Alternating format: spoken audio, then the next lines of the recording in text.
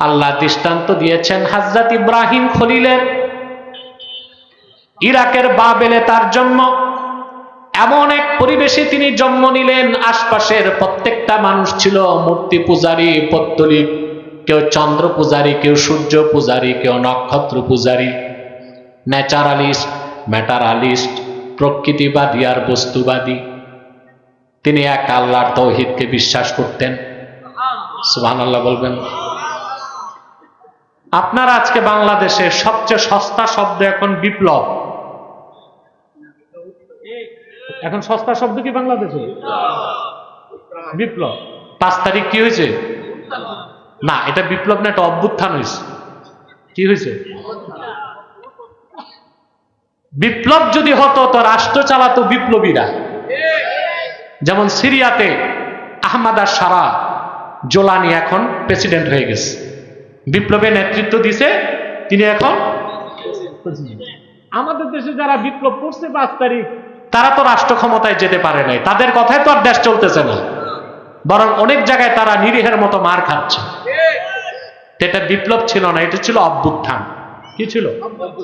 বিপ্লব এক জিনিস, অভ্যুত্থান এই পৃথিবীতে প্রথম বিপ্লবী পুরুষ হচ্ছেন ইব্রাহিম খলিলুল্লাহ।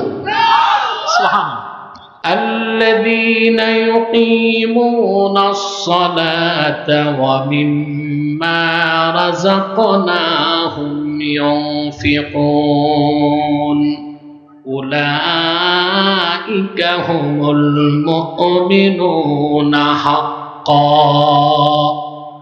صدق الله العظيم وصدق رسوله النبي الكريم ونحن على ذلك من الشاهدين والشاكرين والحمد لله رب العالمين إن الله وملائكته يصلون على النبي يا أيها الذين آمنوا صلوا عليه وسلموا تسليما الله ডাকো তাকে। মৌলানা আব্দুল কাইয়ুম যে ওয়াজ করছে তার কণ্ঠই চেঞ্জ হয়ে গেছে, আমি বাইরে দেখছি। তুমি কি সেটিং করো? পিছনে হরেন চলবে, ইকো চলবে না, শুধু সাউন্ড চলবে। আপনি যে ওয়াজ করছেন আমি চিনি নাই আপনার কণ্ঠ, সাউন্ডটাই চেঞ্জ করে দিই। ঠিক করো, এখন ইকো নাই। মহব্বতে পড়ুন আল্লাহুম্মা সাল্লি আলা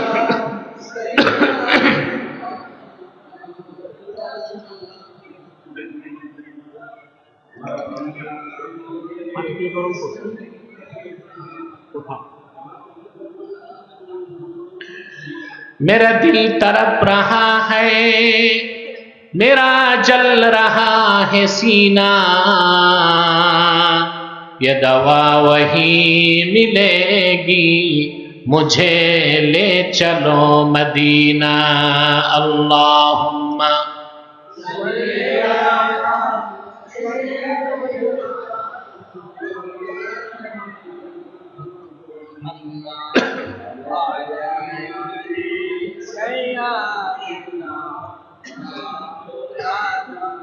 मदीने की हवा से जन्नती बू आती है, खा के पाके मदीना में नूरे जन्नत चमकती है। अल्लाहुम्मा सल्ले अला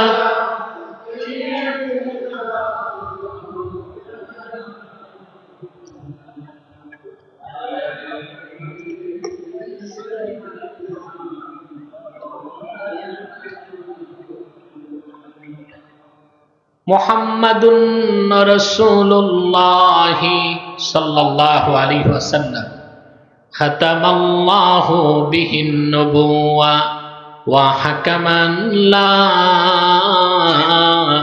नबिय्य बअदहु बलगल उला बिकमालिही حسنت جميع خصاله বাইতুস সুজুদ জামে মসজিদ ও মাদ্রাসার উদ্যোগে আয়োজিত আজকের এই দ্বিতীয় বার্ষিক ওয়াজ মাহফিলের সম্মানিত সভাপতি আলহাজ ডক্টর আশরাফুল ইসলাম বারাকাল্লাহু ফি উমরি, হাজারাত উলামায়ে কেরাম, তুলাবায়ে এজাম, নগর জীবনের চরম ব্যস্ততার মধ্যেও আজকের এই মহতী মাহফিলে রাতের বেলা যারা উপস্থিত হয়েছেন, স্বেচ্ছায় সানন্দে স্বতঃস্ফূর্তভাবে মনের আনন্দে শুধুমাত্র আল্লাহর কোরআনের দুর্বার টানে প্রবল আকর্ষণে তাদের সকলকে আমার পক্ষ থেকে হৃদয় নিংড়ানো ভালোবাসা, শুভেচ্ছা এবং অভিনন্দন জ্ঞাপন করছি। সবটুকুন শুকরিয়া আল্লাহ সুবহানাহু ওয়া তাআলার জন্যে, যিনি আজকের বরকতপূর্ণ মাহফিলে আমাদেরকে আসার বসার তৌফিক মেহেরবানি করে ভিক্ষা দান করেছেন। সেজন্য আসুন আমরা সকলে একবার অবনত চিত্তে হৃদয়ের আবেগ অনুভূতি উজাড় করে সমবেত কণ্ঠে বলি আলহামদুলিল্লাহ। অগণিত অসংখ্য দরুদ ও সালাম আল্লাহর সৃষ্টির প্রধান আকর্ষণ বিশ্বসভার সভাপতি, সকল নবী রাসূলগণের মাথার তাজ, শামসুল হিদায়াত, বদরুদ্দুজা, সাইয়্যিদুস সাকালাইন, ইমামুল মুরসালিন, খাতামুন নবিয়্যিন আল মুরসালিন, আফতাবে নবুওয়াত, শাহানশাহে রিসালাত, সরকারে দো জাহাঁ, সুলতানুল মদিনা, নবিয়ুল আম্বিয়া, হুজুরে আকরম, নূরে মুজাসসাম, নূরুন আলা নূর, সৈয়দিনা হাবিবিনা শফিঈনা মাওলানা মুহাম্মদ সাল্লাল্লাহু আলাইহি ওয়াসাল্লামের উপর আল্লাহ তাবারাকা ওয়া তাআলা যাকে আজ থেকে প্রায় ১৫০০ বছর আগে প্রেরণ করেছেন সর্বশ্রেষ্ঠ ও সর্বশেষ নবী ও রাসূল হিসেবে, যার পরে আজ পর্যন্ত পৃথিবীতে অবশ্যই কোনো প্রকার নবী কিংবা রাসূল অবশ্যই আসে নাই, অবশ্যই এখনো নাই, অবশ্যই কিয়ামত পর্যন্ত আসবে না। সম্মানিত সুধী, আজকে আবহাওয়াটা খুব একটা সুবিধা না, বৃষ্টিপাতের আশঙ্কা আছে। আল্লাহ আমাদের মেহেরবানি করছেন, আমরা এই পর্যন্ত আসতে পেরেছি, বলেন আলহামদুলিল্লাহ। আমরা এখানে যারা এসেছি আর বসেছি, পার্থিব জাগতিক কোনো স্বার্থ আমাদের নেই। আমরা এসেছি শুধুমাত্র আল্লাহ তার হাবিবের রেজামান্দি হাসিল করতে, ঠিক না? কোরআন কারীমের মাহফিলে আসলে আল্লাহর রহমত বৃষ্টির মতো বর্ষিত হয়, আর কোরআন কারীমের মাজলিসে বসলে হৃদয় পবিত্র হতে থাকে। আপনারা এখানে এসেছেন গেজায়ে রূহ, আত্মার খোরাক নিতে, ঠিক না? মুহাক্কিকগণ বলেন খাদ্য দুই প্রকার, আম্মাল গেজাউ ফাহুয়া নাওআন, গেজাউন তাকুমু বিহিল আবদান ওয়া গেজাউন তাকুমু বিহিল আরওয়াহ। এক প্রকার খাদ্য গ্রহণ করলে স্বাস্থ্য ভালো থাকে, দেহ সুঠাম হয়, না খেলে ক্ষুধা লাগে, দেরি করলে মানুষ মরে যায়। আরেক প্রকার খোরাক আছে যা গ্রহণ করলে রুহুটা শক্তিশালী হয়, ঠিক না? আল্লাহ রাব্বুল আলামিন মানুষের দেহটা তৈরি করেছেন মাটির সারনির্যাস থেকে, সেজন্য দেহের সমস্ত খাদ্য আসে মাটি থেকে, চাল ডাল গম আটা শাক সবজি ফল ফলাদি সব আসে মাটি থেকে। কিন্তু মানুষের রুহটা এসেছে আসমান থেকে, আর রুহের খোরাকটাও এসেছে আসমান থেকেই।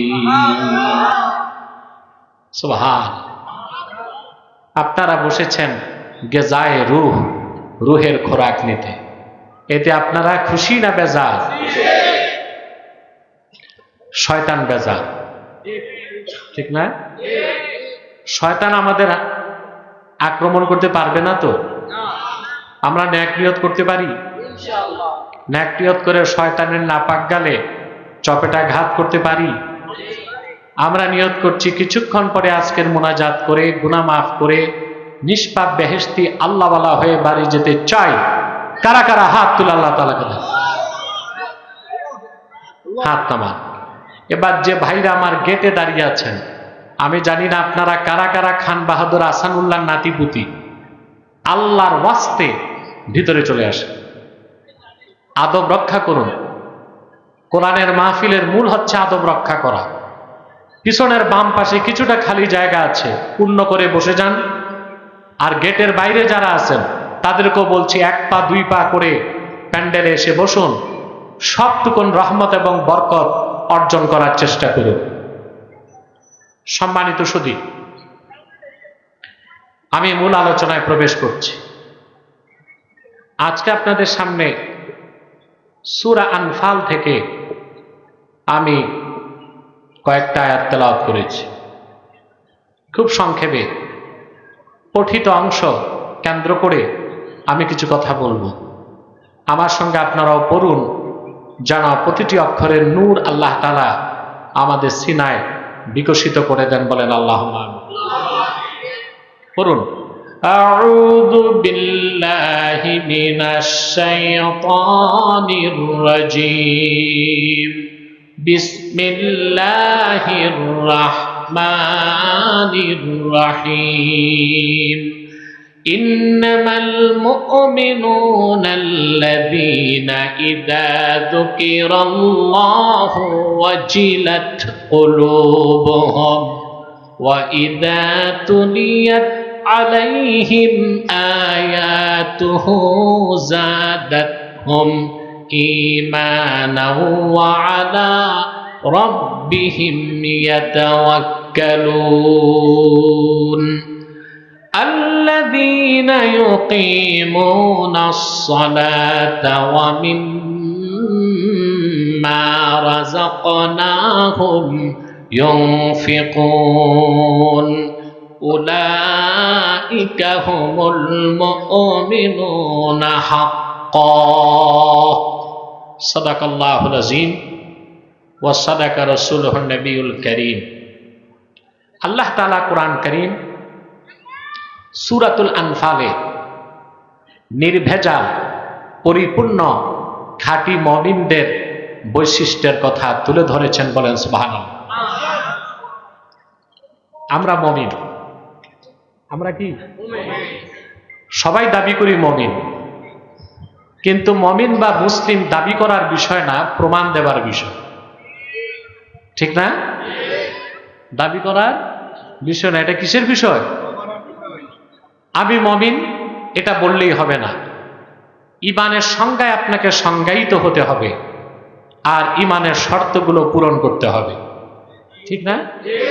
যেমন আল্লাহ তাআলা বলেন, ইন্নামাল মুমিনুনাল্লাযীনা আমানু বিল্লাহি ওয়া রাসূলিহি থুম্মা লাম ইয়ারতাবু ওয়া জাহাদু বিআমওয়ালিহিম ওয়া আনফুসিহিম ফি সাবিলিল্লাহি উলাইকা হুমুস সাদিকুন। আল্লাহ রাব্বুল আলামিন বলেন, প্রকৃত মুমিন তো তারাই যারা ঈমান এনেছে আল্লাহর উপর এবং ঈমান এনেছে মুহাম্মদ সাল্লাল্লাহু আলাইহি সাল্লামের উপর। সুম্মা লাম ইয়ারতাবু, অতঃপর ঈমান ও ইসলামের কোন একটি বিষয়কে সন্দেহ করলো না, ঈমান ও ইসলামের ক্ষুদ্র একটি বিষয়কেও সন্দেহ করলো না। ওয়া জাহাদু বিআমওয়ালিহিম ওয়া আনফুসিহিম ফি সাবিলিল্লাহ, অতঃপর জানমাল দিয়ে আল্লাহর পথে জিহাদ করলো। আল্লাহ বলেন, উলাইকা হুমুল সাদিকুন, তারাই হচ্ছে ঈমানের দাবিতে সত্যবাদী। বলেন সুবহানাল্লাহ। আপনি যে ইমানদার, আপনার দাবিকে পূরণ করতে হবে, ঠিক না? তাহলে আপনি যে প্রকৃত মুমিন হলেন, খাঁটি মুমিন হয়ে গেলেন, তার কিছু আলামত লাগবে। কি লাগবে? অর্থাৎ আপনার ভিতরে কোনো ভেজাল, ইমানটা পরিপূর্ণ, আকীদা বিশুদ্ধ, এবং আপনি ইমানের পরীক্ষায় উত্তীর্ণ।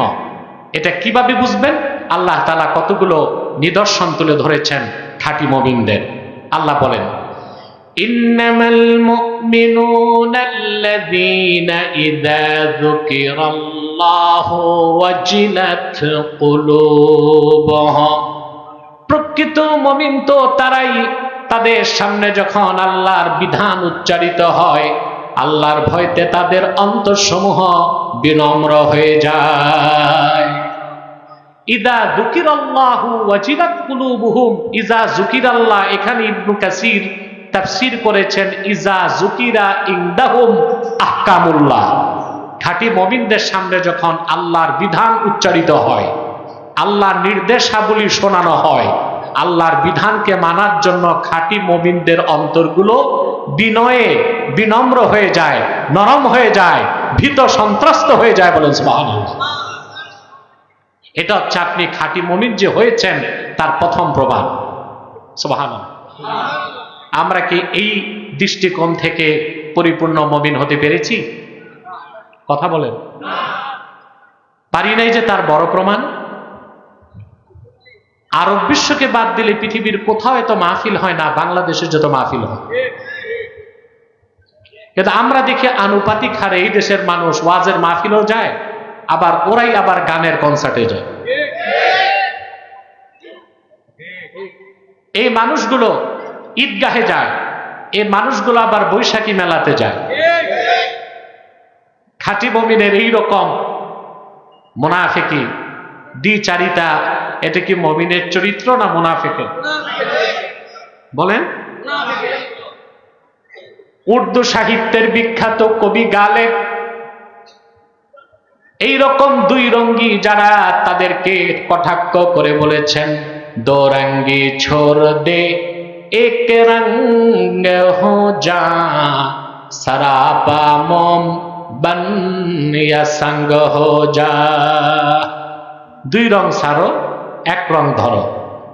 হয় মোমের মতো গলে খাঁটি মুমিন হও, নতুবা পাথরের মতো শক্ত হয়ে কাফের হয়ে যাও। কিছুটা ইসলাম, কিছুটা অন ইসলাম। কখনো ঈদগাহে দৌড়াবা, আবার কখনো পূজা মণ্ডপে দৌড়াবা। কখনো নারায়ে তাকবীরের স্লোগান, আবার কখনো কুফরি ও শিরকি স্লোগান। এটা মুসলমানের চরিত্র নয়, এটা মুনাফিকের চরিত্র।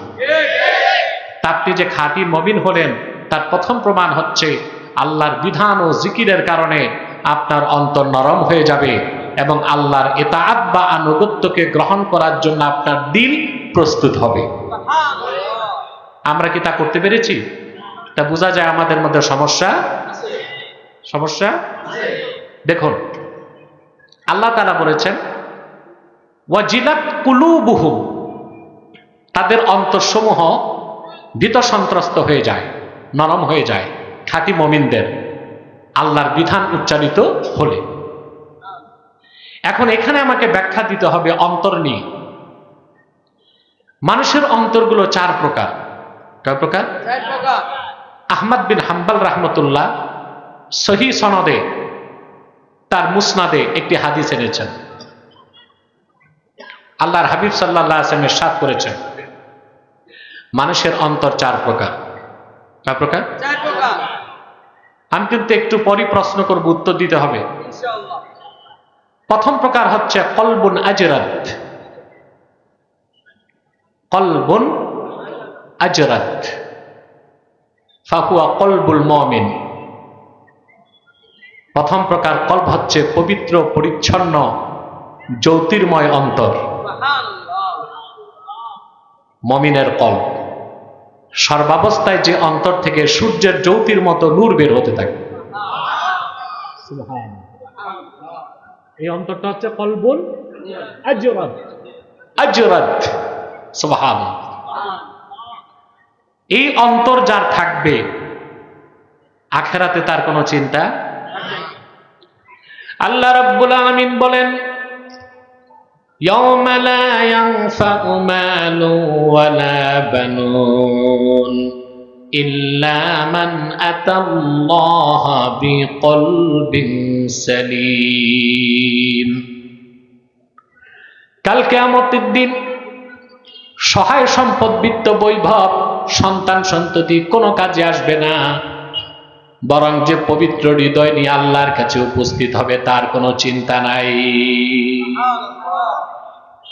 কথা বুঝতেছেন? আমি কি মাহফিলে না কবরস্থানে? সারা শব্দ লাগবে তো। প্রথম প্রকার কলব হচ্ছে কলবুন আজরাত, পবিত্র পরিচ্ছন্ন হৃদয়, পুরাটাই নূর। সুবহানাল্লাহ। দ্বিতীয় প্রকার কলব হচ্ছে কলবুন মারবুতুম বিল গিলাফ, অন্ধকারাচ্ছন্ন কলব, যেটার ভিতরে শিরক আর কুফরের অন্ধকার ছাড়া কিচ্ছু নাই, পর্দা দিয়ে আচ্ছন্ন। কখনো সে কলবে হেদায়েতের নূর ঢুকবে না। এটা হচ্ছে কলবুল কাফের, কাফেরের অন্তর। কারণ তো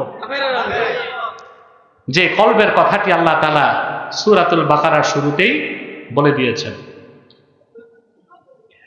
আল্লাহ রাব্বুল আলামিন বলেন, খাতামাল্লাহু আলা কুলুবিহিম ওয়া আলা সামঈহিম ওয়া আলা আবসারিহিম গিশাওয়া ওয়া লাহুম আযাবুন আযীম। আল্লাহ রাব্বুল আলামিন কাফেরদের অন্তরসমূহ এবং কর্ণসমূহের মধ্যে সিল মেরে দিয়েছেন, আর তাদের দৃষ্টির সামনে তুলে ধরেছেন পর্দা। তাদের জন্য রয়েছে কঠিন শাস্তি। সাইয়্যিদিনা আব্দুল্লাহ ইবনে আব্বাস রাদিয়াল্লাহু তাআলা আনহুমা, ওনার থেকে তানবীরুল মিকবাস মিন তাফসীর ইবনে আব্বাসের মধ্যে এসেছে, আব্দুল্লাহ বিন আব্বাস বলেছেন, আল্লাহর হাবিবের জামানায় আবু জেহেল সহ 25 জন কাফেরের ব্যাপারে আল্লাহ তাআলা খাসভাবে এই আয়াত নাজিল করেছেন। ওই 25 জনের একজনও ঈমান আনতে পারে নাই। আর আমভাবে সকল কাফেরদের ক্ষেত্রে প্রযোজ্য, যাদের অন্তরকে আল্লাহ সিল মেরে দিয়েছেন, পর্দায় আচ্ছন্ন করে দিয়েছেন, ওই অন্তরে কোনোদিনও হেদায়েত ঢুকবে না, ঢুকবে না। যত প্রমাণ দেন, যত দলিল দেন, যত ডকুমেন্টস দেন, ওরা কিছু মানবে, হাজারো ওয়াজে ধরবে না। এই রকম মানুষও বাংলাদেশে আছে না নাই? হাজার প্রমাণ দিবেন, কিন্তু যে কাফের কাফিরই থাকবে, নাস্তিক নাস্তিকই থাকবে। কয় প্রকার কলবের কথা শুনলেন? আমি কিন্তু একটু পরে জিজ্ঞেস করবো আপনার কোন প্রকার, কারণ আপনার রোগ আপনি জানেন, আপনি আপনার কলব চিনেন, ঠিক না? 3 নাম্বার কলব হচ্ছে কলবুন মানকুস, আরাফা সুম্মা নাকাসা, মুনাফিকের কলব। মুনাফিক ইসলামকে চিনতে পেরেছে, গ্রহণ করতে পারে নাই, ঠিক কিনা বলেন? মুনাফিককে আল্লাযী আবতানাল কুফরা ওয়া আযহারাল ইসলাম, যার ভিতরে কুফরি, বাইরে দেখায় ইসলামের লেবাস। বাইরে দেখায় ইসলামের লেবাস, ভিতরে কি? কুফর, কুফর। আর বাইরে দেখায় আমি মুসলিম, ভিতরে কুফর, ভিতরে কি? এই রকম মুনাফিকের কলব হচ্ছে কলবুন মানকুস। 4 নাম্বার হচ্ছে কলবুন মুসাফফাহ, ফাফিহি ঈমানু ওয়া নিফাক। 4র্থ প্রকার কলব হচ্ছে গুনাহগার মুসলমানদের কলব, ওখানে ঈমানও আছে, আবার কিছু মুনাফিকিও আছে। এই জন্য এই ধরনের শ্রোতা মসজিদেও দৌড়ায়, সিনেমা হলেও যায়, ওয়াজের মাহফিলেও আছে, আবার গানের কনসার্টেও আছে। অন্তরে ঈমানও আছে, নেফাকও আছে। এটা কলবুন মুসাফফা। এখন বলেন আমাদের বাংলাদেশিদের কোন প্রকার কলব বেশি? কয় নাম্বারটা? আলহামদুলিল্লাহ, আমি খুশি যে একটা বিষয় আপনাদের বুঝাতে পেরেছি। আলহামদুলিল্লাহ। অধিকাংশ বাঙালির কোন কলব? অসুস্থ। চতুর্থটা এই অন্তরে ঈমানও আছে, নেফাকও। ফামাসালুল ঈমানি ফীহি কাল বাকলা ইয়ামুদ্দুহাল মাউত তাইয়্যিব। এই রকম অন্তরে যে ঈমান আছে সেটা সবুজ শাকসবজির মতো, পবিত্র পানি পেলে তা বেড়ে যায়। ওয়া মাসালুন নিফাকি ফীহি কাল কুরহাতি ইয়ামুদ্দুহাল কাইহু। আর এই অন্তরে যে নেফাক আছে ওটা হচ্ছে ঘা বা ক্ষত স্থানের মতো, দূষিত রক্ত বা পুষ পেলে তা বেড়ে যায়। তার মানে হচ্ছে এই ধরনের চতুর্থ প্রকার অন্তর যাদের অসুস্থ অন্তর, ওরা যত বেশি নেক আমল করবে হৃদয়টা পবিত্র হতে হতে একেবারে পরিচ্ছন্ন পবিত্র হয়ে যাবে। আর যদি ওরা গুনার কাজ বেশি করে এক সময় পুরা অন্তরটাই ঈমান শূন্য হয়ে যাবে, মুনাফিক হয়ে যাবে। তাহলে অন্তর কয় প্রকার? আমাদের অধিক সংখ্যক বাঙালির কোন প্রকার? কলবুন মুসাফফা। কলবুন মুসাফফা, এখানে ঈমানও আছে, নেফাকও আছে। আমরা যদি নেক আমল বেশি করি নেফাকের রোগ সেরে যাবে। কুতিবা মিন ফি দিওয়ানিল মুমিনিন, আমাদের নাম মুমিনদের খাতায় উঠে যাবে। আর যদি গুনাহ মাত্রাতিরিক্ত হয় ওখানে আর ঈমান থাকবে না, মুনাফিকিতে ভরপুর হয়ে যাবে। কুতিবা ফি দিওয়ানিল মুনাফিকিন, নামটা মুনাফিকের খাতায় চলে যাবে। এবার আসেন কোরআন শরীফের আয়াতের অর্থটা এবার বুঝতে পারবেন। আল্লাহ রাব্বুল আলামিন বলেছেন, ইন্নামাল মুমিনুনাল্লাযীনা ইযা যুকিরাল্লাহু ওয়াজিলাত কুলুবুহুম। খাঁটি মুমিন তো তারাই যাদের সামনে আল্লাহর জিকির উচ্চারিত হলে, আল্লাহর বিধান উচ্চারিত হলে, আল্লাহর হুকুম মানার জন্য তাদের অন্তর প্রস্তুত হয়ে যায়।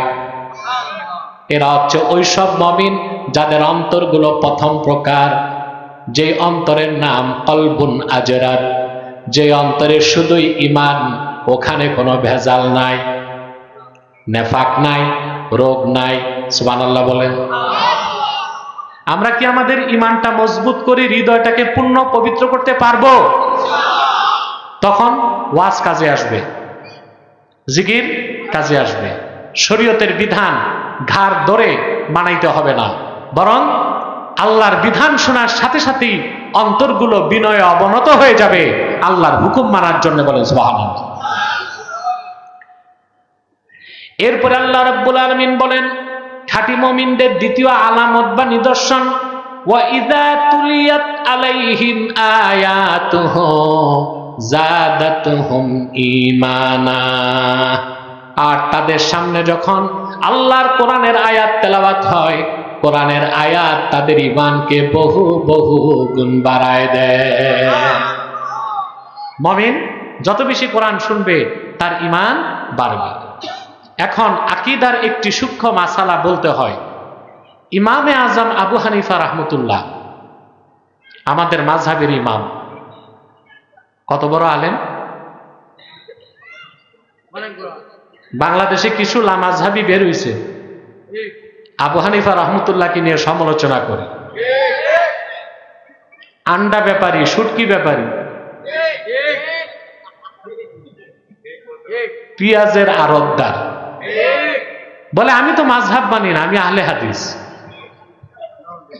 বলে আবু হানিফা এই হাদিসটা বুঝে নেই। কে আবু হানিফা? ৮০ হিজরিতে তার জন্ম। সুবহানাল্লাহ। ৪ জন সাহাবী সাক্ষাৎ লাভ করছে। ১২শত তাবিঈনের কাছে যে হাদিস আর ফিকহ শিখেছেন। সুবহানাল্লাহ কইবেন না? ব্যবসার টাকা দিয়া ২০,০০০ মানুষকে ফকিহুল উম্মাত বানিয়েছেন। সুবহানাল্লাহ। সারা জীবনে ৮১,০০০ মাসালা ইস্তেমবাদ করছেন। 50,000 হাদিস তার সনদ সহ মুখস্থ ছিল, কয়েক লক্ষ হাদিস তার সংগ্রহে ছিল। সুবহানাল্লাহ। ইবনে আবিদিন শামী রাদ্দুল মুহতার ফতোয়া শামীতে উল্লেখ করেছেন, মুকাদ্দামাতে এসেছে, তিনি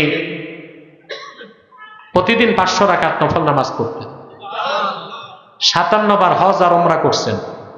এগুলো অন্যান্য কিতাবে এসছে, ফতোয়া শামীতে যেটা আসছে, ইন্নাহু রাআ রাব্বাহু মিআতা মাররাতিন ফিল মানাম, স্বপ্নে আমার আল্লাহকে 100 বার দেখেছেন। সুবহানাল্লাহ। ইমাম বুখারীর ওস্তাদের ওস্তাদের ওস্তাদ, তার নাম আবু হানিফা, আর তার ভুল ধরে আন্ডা ব্যাপারী, তার ভুল ধরে কি আন্ডা ব্যাপারী আর পেঁয়াজের আড়তদার, পেঁয়াজের আড়তদার।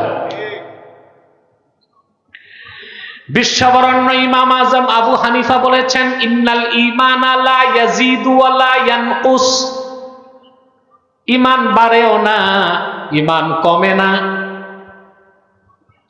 অপরদিকে ইমাম বুখারী, আওজাঈ, দাউদ জাহিরি, সুফিয়ান সাউরি, আব্দুল্লাহ ইবনুল মুবারক, আহমদ বিন হাম্বল, ইমামে শাফি, ইমামে মালিক, ইমামে জুহরি, সবার মতে ইন্নাল ঈমানা ইয়াজিদু ওয়া ইয়ানকুসু, ঈমান বাড়ে এবং কমে।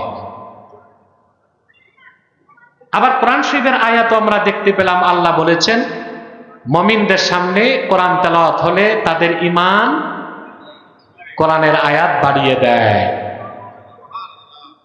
তাহলে কি ইমাম আজম এগুলো বুঝেন নাই? প্রশ্ন আসে কিনা? সকল মুহাদ্দিসদের কথায় আর ইমাম বুখারীর কথায় কোনো বৈপরীত্য নাই।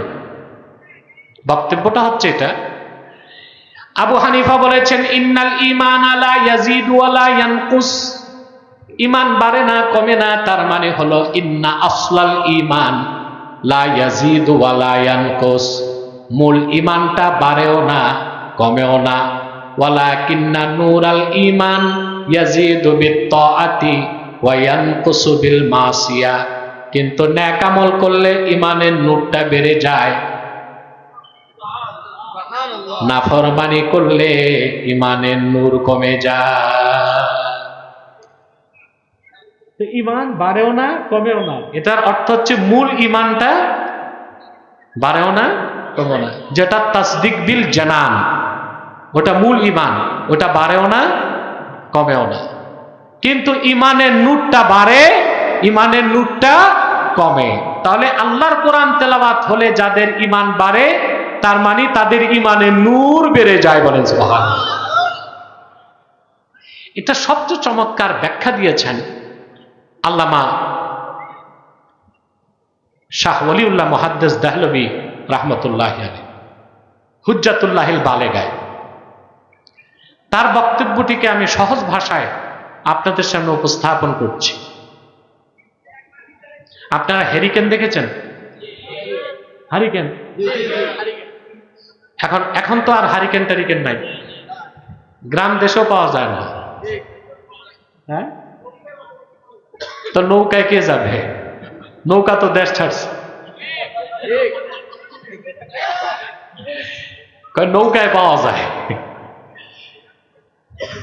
প্রিয় ভাইরা, এই যে হারিকেন দেখবেন, সন্ধ্যার সময় যখন আগুন ধরানো হয় পুরা ঘর আলোকিত,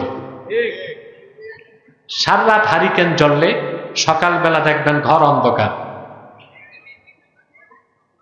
তার কারণ বাইরের কাজটা কালো হয়ে গেছে। কি হয়ে গেছে?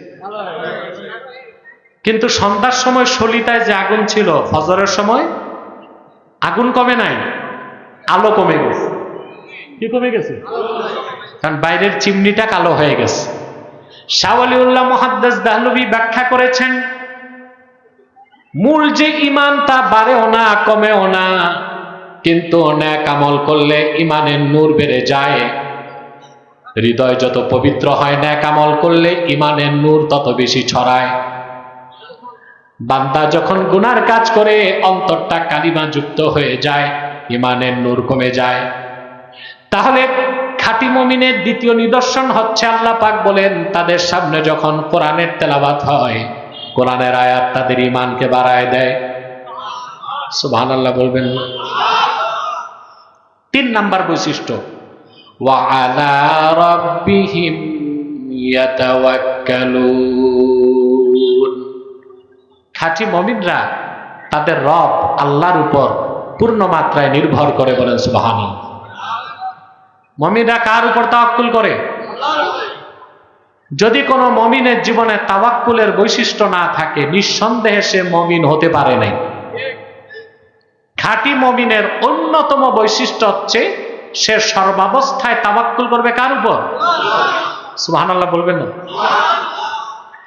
আল্লাহ রাব্বুল আলামিন কোরআনুল কারীমের মধ্যে 25 জন পয়গম্বরের ইতিহাস তুলে ধরেছেন। আল্লাহর জলিলুল কদর পয়গম্বরগণ আল্লাহর উপর কিভাবে তাওয়াক্কুল করতেন, ভরসা রাখতেন, আল্লাহ সেই কথাগুলো কোরআন কারীমের মধ্যে বলে দিয়েছেন।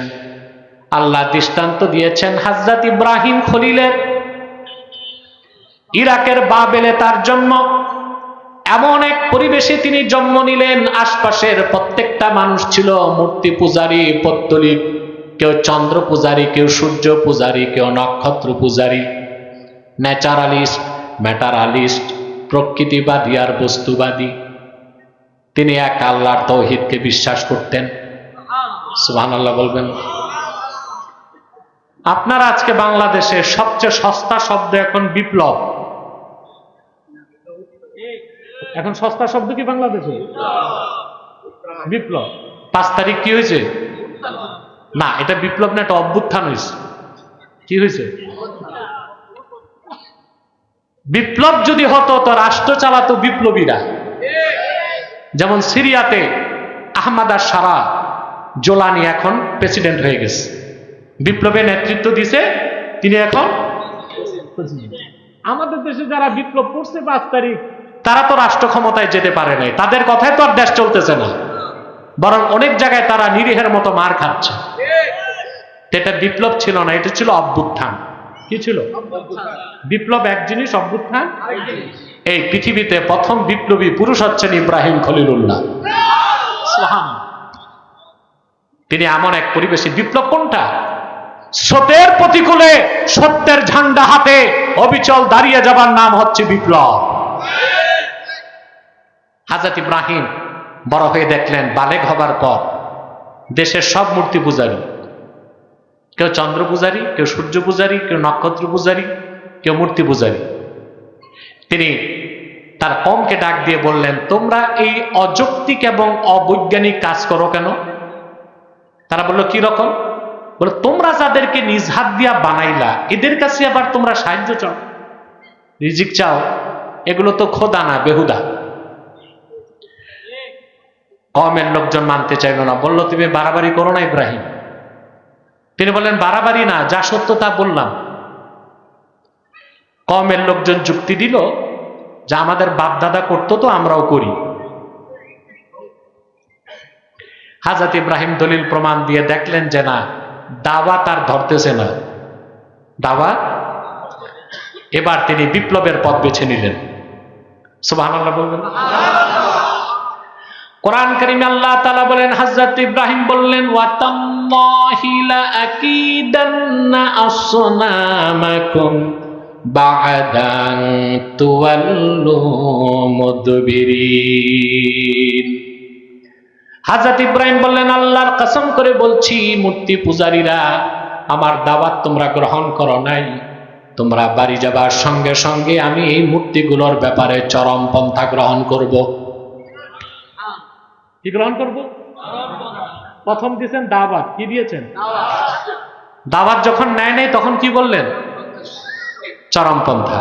সুবহানাল্লাহ বলেন। আমাদের দেশে যারা ওয়াজ করে বুঝায় ইসলামের চরমপন্থা নাই, তারা ভুল ওয়াজ করে। ইসলাম তিনটাই দিছে, ক্ষেত্র বিশেষ চরমপন্থা, ক্ষেত্র বিশেষ মধ্যপন্থা, ক্ষেত্র বিশেষ শিথিল পন্থা। আপনি যদি বলেন ইসলামে এক্সট্রিমিজম নাই, চরমপন্থা নাই, তো জিহাদ কি বলবেন? কথা বলেন। ইসলামে উগ্রপন্থা নাই, সন্ত্রাস নাই, সহিংসতা নয়, কিন্তু ন্যায় বিচার প্রতিষ্ঠায় কঠোর থেকে কঠোর হবার সিদ্ধান্ত ইসলাম দিয়েছে।